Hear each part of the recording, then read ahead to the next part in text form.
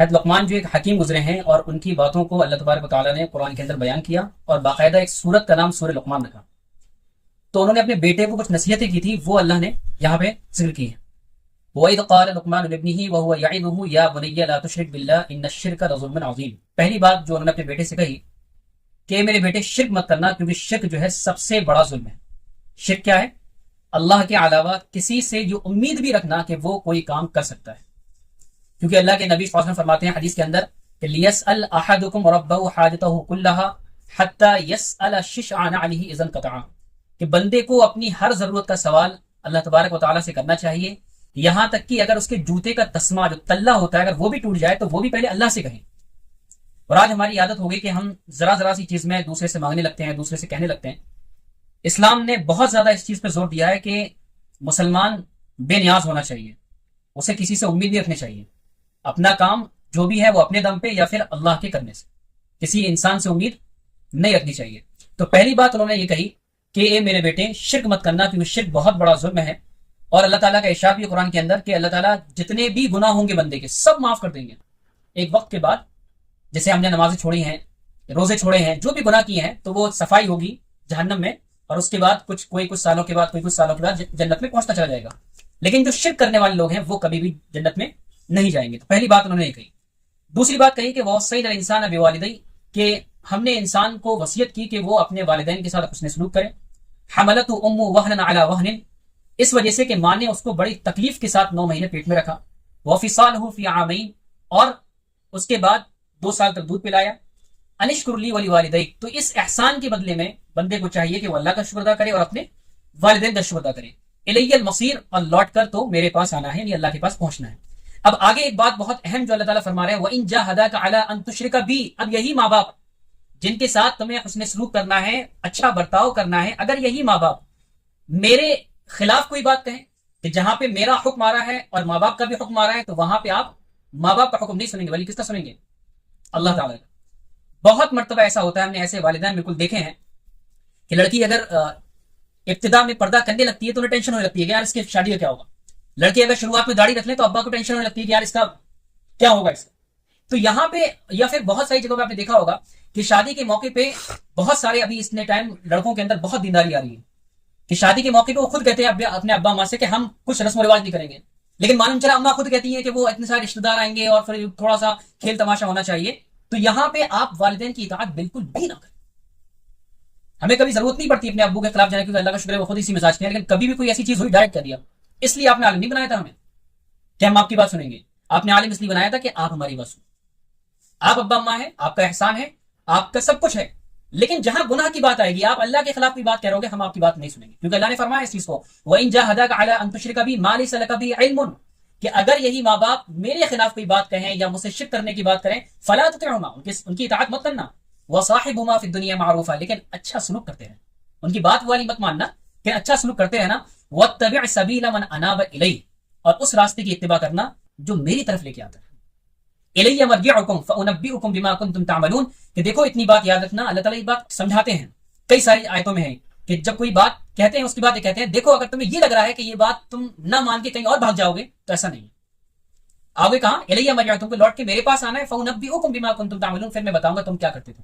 یہ ساری باتیں ہوئی. پھر آگے پھر لقمان اسلام کی بات ہے کہ انہوں نے پھر بیٹے سے کہا یا بنی انها ان تک مثقال حبۃ من خردل فتکن فی صخرۃ او فی السماوات او فی الارض یأتی بہ اللہ. اے میرے بیٹے اگر تم کوئی گناہ کرو گے یا کوئی اچھا کام کرو گے، اگر وہ چٹان کے اندر گھس کے کرو گے، زمین کی تہ میں جا کے اندر کرو گے، آسمانوں میں جا کے کرو گے، یأتی بہ اللہ، اللہ سب کو لے کر آئے گا. تو یہ نہیں سوچنا چاہیے کہ کوئی چیز ہے وہ چھپی رہے گی. ان اللہ لطیف خبیر، کیونکہ اللہ تعالیٰ بہت ہی باریک بھی ہیں. اللہ تعالیٰ کیا ہے کہ کالی رات میں کالے پہاڑ پر کالی چیٹی کے چلنے کی جو رفتار ہے وہ بھی اللہ تعالیٰ دیکھ رہے ہیں. اتنی باریک اور پینی نگاہ ایک بندے کے اوپر ہے، کیونکہ اللہ تعالیٰ بہت ہی باریک بھی ہیں اور ہر چیز سے باخبر ہیں. اس کے بعد فرمایا یا بنی اقیم الصلاۃ، اے میرے بیٹے نماز کی پابندی کرنا، وامر بالمعروف، اور نیکی کا حکم کرتے رہنا، ونہا عن المنکر، اور برائیوں سے روکتے رہنا، واصبر علی ما اصابک. یہ بات بہت اہم ہے کہ جو بھی نیکی کا حکم کرے گا، برائی سے روکے گا، تکلیف آنی ہے.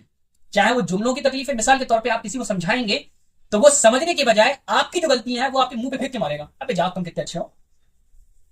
یا اگر منہ پہ نہیں کہہ پائے گا تو برائی کرے گا، سمجھا رہے بہت ہمیں، خود کیا ہے ہمیں سب پتا ان کے کارنامے، سب جانتے ہیں ہم کیا چل رہا، ٹھیک ہے، جو ایک لینگویج ہوتی ہے کیا چل رہا ہے سب پتا ہمیں. اب اس میں بہت سارے لوگ کیا بھیا ہم کسی کو نہ تو سمجھاتے ہیں، ایسے لوگ بھی ملیں گے ہمیں کسی سے کیا کرنے، اپنے نماز روزہ ہم کر رہے ہیں، ہمیں کسی سے کیا مطلب نا.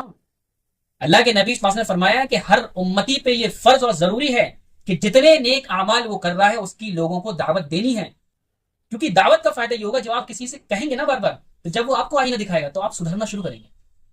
اور جب انسان کسی سے کہتا نہیں ہے تو اس کو کوئی آئینہ بھی نہیں دکھاتا ہے کہ تمہیں سدھرنا ہے. تو یہ جو نیکی کا حکم کرنا اور برائیوں سے روکنا ہے یہ ایسا کام ہے جس پہ تکلیفیں آئیں گی، مصیبتیں آئیں گی. اللہ کے نبی کیا روایت تھی؟ بھائی اللہ کے نبی صلی اللہ علیہ وسلم کو چاہیے تھا کسی سے کچھ نہیں چاہیے تھا، بس سمجھا رہے تھے، نیکی کا حکم کر رہے تو لوگوں کو برا لگ رہا تھا. تو یہ اور سارے انبیاء کی وہ رہی ہے، تاریخ رہی ہے کہ سارے نبیوں نے یہ کام کیا، نیکی کا حکم کیا، برائی سے روکا، اور ہر نبی کو تکلیف دی گئی. کسی کو جو ہے پتھروں سے مارا گیا، کسی کو کچھ کیا گیا، کسی کو کچھ کیا گیا، پوری تاریخ ہے. تو اللہ نے فرمایا وَاصْبِرْ عَلَىٰ مَا أَصَابَكَ کہ دیکھو یہ کام کرنے پہ تکلیفیں آئیں گی، برداشت کر لینا. إِنَّ ذَلِكَ مِنْ عَزْمِ الْأُمُورِ کیونکہ یہ جو کام ہے نا نیکی کا حکم کرنا، برائی سے روکنا، یہ بڑے جواں مردوں کا کام ہے، یہ نارمل لوگوں کا کام نہیں ہے. اس کے بعد فرمایا وَلَا تُصَعِّرْ خَدَّكَ لِلنَّاسِ وَلَا تَمْشِ فِي الْأَرْضِ مَرَحًا کہ دیکھو جب لوگوں کے سامنے جانا تو منہ کھلا کے بات مت کرنا. کچھ لوگ نہیں تھوڑا سا پیسہ ہوتا ہے، تھوڑی سی ڈگری ہوتی ہے، یا پھر ہم دیکھیں کہ ایچ او ڈی ہیں، بڑی پوسٹ میں ہیں، چانسلر ہیں، تو بڑا اطراء کی بات کرتے ہیں، بہت اطراء کی بات کرتے ہیں. آپ تھوڑا نارمل بات کرو سیدھے جواب ہی دیتے ہیں. یہ سمجھتے ہی نہیں ہے کہ میں بھی انسان ہوں، میرے پیٹ کے اندر بھی 2 کلو وہی بھرا ہوا ہے جو سامنے والے کے اندر بھرا ہوا ہے. بھائی پوسٹ ہی تو بڑی ہے لیکن ایک گھمنڈ، بھائی اللہ نے تمہیں وہاں پہنچا دیا، دوسرے انسان کو نہیں پہنچایا. تو اللہ نے فرمایا ولا تصعر خدك للناس کہ دیکھو لوگوں کے سامنے منہ کھلا کے اور اطراء کی بات مت کرنا. ولا تمشي في الارض مرحا اور زمین میں تکبر کے ساتھ مت چلنا. ان اللہ لا يحب کہ ایسے اللہ تعالیٰ ایسے تکبر کرنے والوں کو اور ایسے اترانے والوں کو اللہ تعالیٰ محبت نہیں کرتے، پسند نہیں کرتے، یہ غلط عادتیں ہیں. اور آگے فرمایا وقصد فی مشیک کہ دیکھو جب چلنا تو نرمی سے چلنا، نہ بہت زیادہ دوڑ کے چلنا، نہ بہت زیادہ دھیمے چلنا، بلکہ میانہ رویہ، راستے میں چلنے کے آداب بتائے. یہ نہیں باڑ ادھر جا رہے ہیں ایسے کر کے، یہاں بھی دیکھ رہے ہیں، یہاں بھی دیکھ رہے ہیں، اسے بھی دیکھ رہے ہیں، اسے بھی دیکھ رہے ہیں، ایسے نہیں، بلکہ میانہ رویے کے ساتھ اپنے راستے میں سیدھے چلنا. اور آگے فرمایا ان انکر وقصد فی مشیک وغضض من صوتک کہ اپنی آواز کو نیچے رکھنا. یہ اکثر گھروں میں ہوتا ہے کہ جو ہمارے ابا لوگ ہوتے ہیں جتنے بھی، وہ اپنی پاور بتانے کے لیے اپنی تیز آواز میں ڈانٹتے ہیں، بلکہ ہر گھر کے اندر چیخنے میں پابندی ہونا چاہیے. نہ باپ چیخیں گے، نہ بیٹا چیخے گا، نہ ماں چیخے گی، کوئی نہیں چیخے گا، کیونکہ اللہ تعالیٰ فرمایا ان انکر الاصوات لصوت الحمیر کہ چیخنے والی آواز ہوتی ہے گدھے کی آواز ہوتی ہے. جب ہم چیختے ہیں تو ہم کیا بن جاتے ہیں؟ ہم گدھے بن جاتے ہیں. اس لیے اللہ تعالیٰ نے فرمایا کہ وغضض من صوتک کہ اپنی آوازوں کو دھیرے رکھو، گھر پہ چلانا نہیں ہے. کسی کو کوئی بھی بات غصہ آ رہا ہے، ڈانٹنا بھی ہے تو نارمل انداز میں، چلا کے اور چیخ کے نہیں. چلا کے اور چیخ کے نقصان کیا ہوگا؟ بیٹے کو بھی بات پسند نہیں آئے گی، چاہے کہ باہر کے لوگ ہوں، باہر کے لوگ کیوں سنیں گے آپ کی چلاہٹ. کسی کسی کے مزاج میں آ جاتا ہے کہ وہ چلا کے ہی بات کرتے ہیں. تو اللہ تعالیٰ نے فرمایا کہ اپنی آوازوں کو دھیمی رکھو. ان انکر الاصوات لصوت الحمیر کیونکہ جو ناپسندیدہ آواز ہوتی ہے، جو چیخنے والی آواز ہوتی ہے، وہ گدھے کی آواز ہوتی ہے. تو یہ ساری چیزیں جو بیان کی گئی اللہ تعالیٰ ہمیں اس پر عمل کرنے کی توفیق عطا